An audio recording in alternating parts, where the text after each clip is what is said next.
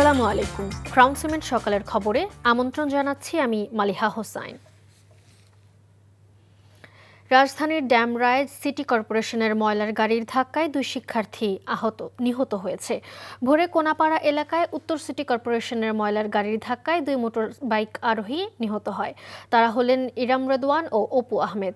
তারা দুজনই বেসরকারি বিশ্ববিদ্যালয়ের শিক্ষার্থী। দুর্ঘটনার পর তাদেরকে উদ্ধার করে ঢাকা মেডিকেল কলেজ হাসপাতালে জরুরি বিভাগে নিয়ে গেলে কর্তব্যরত চিকিৎসক মৃত ঘোষণা করে। তাদের দুজনের বাসায় চিটাগাং রোড এলাকায়। এই ঘটনায় সিটি কর্পোরেশনের গাড়িটি আটক করা হয়েছে।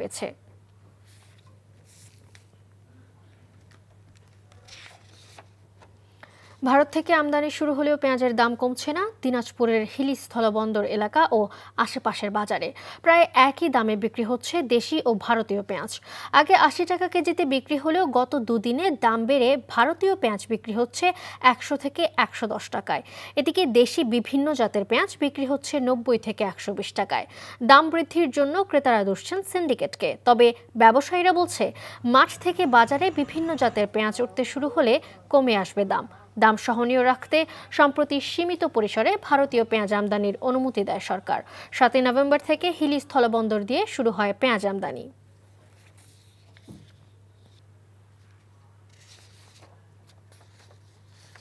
এ বিষয়ে বিস্তারিত জানাতে হিলি থেকে সরাসরি যুক্ত হচ্ছেন সহকর্মী মোহাম্মদ জাহিদুল ইসলাম। জাহিদুল, পেঁয়াজের আমদানি কেমন হচ্ছে, সার্বিক বাজার পরিস্থিতি সম্পর্কে জানাবেন। হ্যাঁ মালিহা, আমি হিলি স্থলবন্দরের মোকামে দাঁড়িয়ে আছি। আমি আপনাকে জানাচ্ছি সেটি হচ্ছে যে হিলি স্থলবন্দর দিয়ে পেঁয়াজ আমদানি স্বাভাবিক আছে, তবে আগে যেভাবে প্রচুর পরিমাণে হিলি স্থলবন্দর দিয়ে আমদানি হতো সেইভাবে আমদানি হচ্ছে না। এখানে আমাকে আমদানিকারকরা যেটি জানিয়েছেন সেটি হচ্ছে যে কৃষি মন্ত্রণালয়ের খামার বাড়িতে যে পেঁয়াজ আমদানিতে যে অনুমতি নেওয়া হয় সেখানে কিন্তু তারা যথেষ্ট পরিমাণে অনুমতি পাচ্ছেন না। এখানে তারা এও বলছেন যে সেখানে হয়তো একটি সিন্ডিকেট করা আছে, এই জন্য তারা আবেদন করে অনুমতিগুলো পাচ্ছেন না। আর যেটা হচ্ছে যে বাজারে আপনার ভারতীয় যে পেঁয়াজটা মানে কম পরিমাণে যেটা আমরা দেখলাম বাজারে, সেটা হচ্ছে কি যে 100 থেকে 110 টাকায় বিক্রি হচ্ছে, যেটা আপনার 3-4 দিন আগেও এই পেঁয়াজটা কিন্তু যখন আমদানি হয় গত রোববার থেকে তখনও কিন্তু আপনার ছিল 80 টাকার কাছাকাছি। আর দেশি যে পেঁয়াজগুলো বাজারে উঠেছে সেটা হচ্ছে আপনার মুড়ি কাটা পেঁয়াজ, রাখি পেঁয়াজ। এই পেঁয়াজগুলো আপনার 100 টাকা 110 টাকা দরে বিক্রি হচ্ছে। এখানে আমদানিকারকরা বলছেন যে যদি পেঁয়াজ আমদানিকে উন্মুক্ত করে দেওয়া হতো তাহলে বাজারগুলো কিন্তু স্বাভাবিক হয়ে যেত এবং ভোক্তারা কম দামে পেঁয়াজ মানে কিনতে পারতেন। হ্যাঁ মালিহা, হিলি থেকে জানছিলাম পেঁয়াজের মূল্য ও আমদানির খবর। সার সংকটে নাটোরের চাষিরা। চলমান রবি মৌসুম ও আসছে বোরো মৌসুমের জন্য ব্যবসায়ীদের কাছে সার সংগ্রহ করতে গিয়ে হয়রান হওয়ায় অভিযোগ করছে কৃষকরা। সারের সংকটের কথা অস্বীকার করেছে কর্তৃপক্ষ। নাটোর থেকে হালিম খানের পাঠানো রিপোর্ট। নাটোরের মাঠে মাঠে এখন কৃষকের ব্যস্ততা। রসুন, পেঁয়াজ, সরিষা, ডাল, ভুট্টা সহ নানা সবজি চাষে সময় পার করছেন তারা। একই সাথে চলছে আসন্ন বড় মৌসুমের জন্য ধানের বীজতলা তৈরির কাজ। কিন্তু সার সংগ্রহ করতে গিয়ে ভোগান্তিতে পড়তে হচ্ছে কৃষকদের। ডিলার পর্যায়ে সার নিতে গিয়ে নানা হয়রানির শিকার হতে হচ্ছে কৃষককে। এছাড়া খুচরা ব্যবসায়ীরা নিচ্ছে বাড়তি দাম। সব মিলিয়ে সার নিয়ে ক্ষুব্ধ কৃষক। যতটুকু প্রয়োজন আমরা দোকানে গেলে পর্যাপ্ত মানে পাচ্ছি না। আমরা যদি এক বস্তা চাই ওই বলেন নাই, ওই এখন দাম বেশি। 1750 যার কাছে যেরকম পারে তাও এভেলেবল নাই। 3 দিন পরে ঘুরে 3 বস্তা সার আমি নিয়ে আইছি। এগুলোর সারই পাচ্ছি না, তাহলে ইরির আমাদের সার আমরা কিভাবে পাই?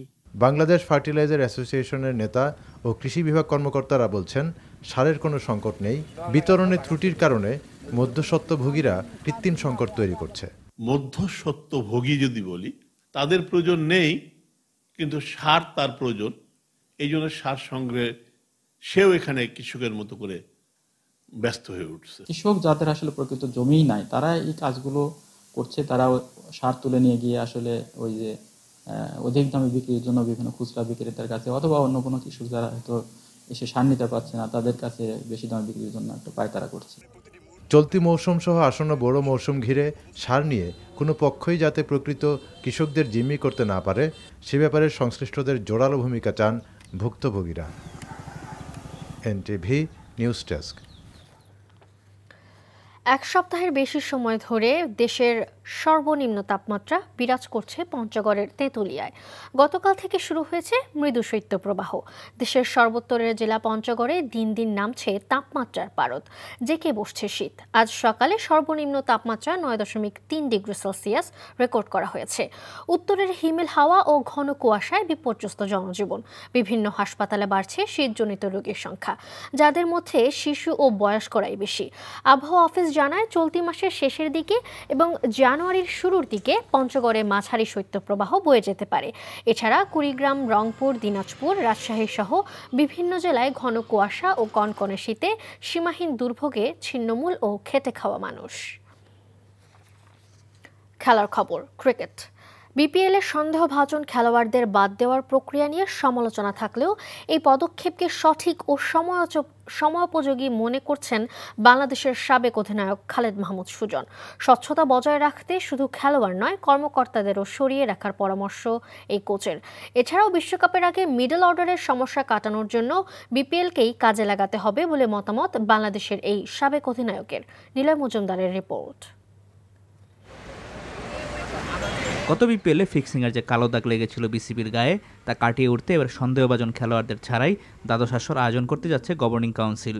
তবে যে প্রক্রিয়া খেলোয়াড়দের বাদ দেওয়া হয়েছে তা নানান আলোচনা ও সমালোচনার জন্ম দিলেও এই সিদ্ধান্তকে সঠিক মনে করছেন বাংলাদেশের সাবেক অধিনায়ক খালেদ মাহমুদ সুজন। সন্দেহভাবে আপনি পারেন কিনা আমি জানি না, যদি আপনাদের কাছে প্রপার এভিডেন্স থাকে সেটা সবচেয়ে ভালো হতো। নিশ্চয়ই বিসিবির কাছে এরকম কোনো প্রপার এভিডেন্স আছে বা কিছু আছে যার জন্য ওরা এইটুকু করতে পেরেছে, প্লেয়ারদেরকে ড্রাফট লিস্ট থেকে এস্টাবলিশ প্লেয়ারদের ড্রাফট লিস্টে সরিয়ে দিয়েছে। যেটাই হোক বিসিবির ভালোভাবে মানে যেটা তো বলেছেন তারা ড্রেসিং রুমকে ক্লিয়ার রাখার চেষ্টা করবেন, তো সেটা হলে ভালো।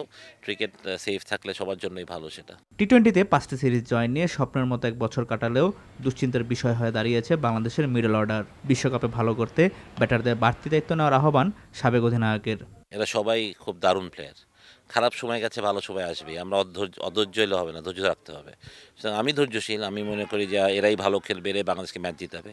হৃদয় কদিন একটা দারুণ ইনিংস খেললো, সুতরাং তারা coming back in the form এবং সময় মতো তারা ফর্মে আসতে পারে। বিপিএলটা আমি মনে করি ইম্পর্টেন্ট হবে তার জন্য। রাইট টাইমে বিপিএলটা হচ্ছে, যাতে ছেলেরা ফর্মে ফিরে আসে সেটাই দেওয়া করি। যারা ন্যাশনাল টিমের জন্য লড়বে বাংলাদেশের জন্য, তারা সবাই ফর্মে ফিরে আসলে আমি মনে করি টপ অর্ডার সাথে মিডল অর্ডার যদি ফর্মে ফিরে আসে, বাংলাদেশ তো বোলিংয়ে আমরা অনেক স্ট্রং, আমি মনে করি তাহলে আমরা অবশ্যই আরও ভালো কিছু করতে পারবো। বিশ্বকাপের জন্য প্রস্তুতি নিতে ব্যাটারদের মানসিকভাবে চাপমুক্ত থাকার পরামর্শ খালেদ মাহমুদের। Niloy Majumdar, NTV news, Dhaka. এবার হকি। ভারত থেকে দেশে ফিরেছেন যুব হকি বিশ্বকাপের চ্যালেঞ্জার বিভাগে চ্যাম্পিয়ন হওয়া বাংলাদেশ দল। গতকাল হযরত শাহজালাল আন্তর্জাতিক বিমানবন্দরে অবতরণ করে বাংলাদেশ দলকে বহনকারী বিমানটি। আসরে 6 ম্যাচে 5 হ্যাট্রিক করে বাংলাদেশের আমিরুল ইসলাম জিতেছেন সর্বোচ্চ গোলদাতার পুরস্কার। সোমবার ভারতের মাদুরাইয়ে অনুষ্ঠিত খেলায় অস্ট্রিয়াকে 5-2 গোলে হারিয়ে এই সাফল্য অর্জন করে বাংলাদেশ। যুব বিশ্বকাপ হকিতে গ্রুপ পর্ব থেকে বাদ হওয়া 8 দলের মধ্যে অনুষ্ঠিত স্থান নির্ধারণী পর্বকে আন্তর্জাতিক হকি সংস্থা এবার আনুষ্ঠানিকভাবে চ্যালেঞ্জার ট্রফির নাম দেয়, যা বাংলাদেশের হকির ইতিহাসের সবচেয়ে বড় সাফল্য। সকালের খবর এটুকুই। এই খবরের ভিডিও সহ আপডেট জানতে ভিজিট করুন এনটিভি অনলাইন www.ntvbd.com। এছাড়াও এনটিভির জনপ্রিয় সব অনুষ্ঠান ও খবরের আপডেট জানতে ভিজিট করুন আমাদের ইউটিউব ও ভেরিফাইড ফেসবুক পেজ। 12টায় মধ্যাহ্নের খবর দেখার আমন্ত্রণ রইল। ধন্যবাদ সবাইকে।